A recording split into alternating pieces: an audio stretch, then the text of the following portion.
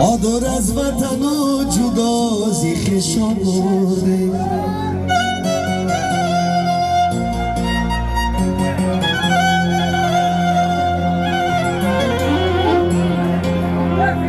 یک پرچه خط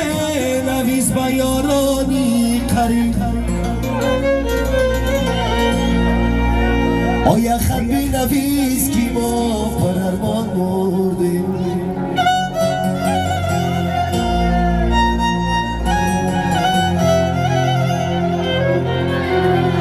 یک پرچه خط نویز با یارانی غریب یک خط بی نویز کی ما پر ارمان مرده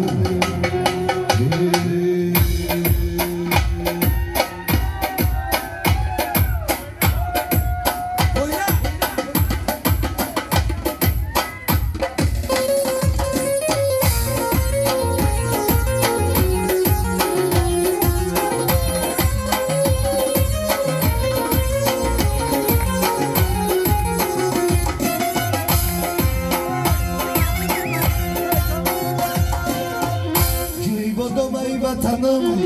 جیبانم ای وطنم صدقه نامی شود صدقه دختران آبادانی شود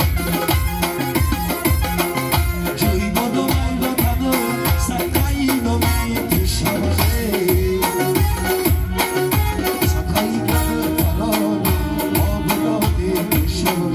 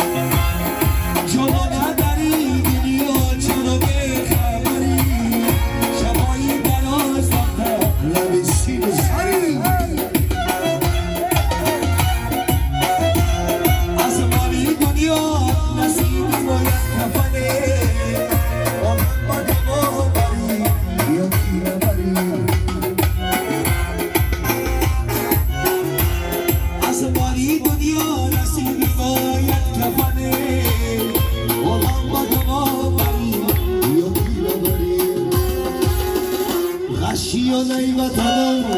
زاو خزان ای وطنم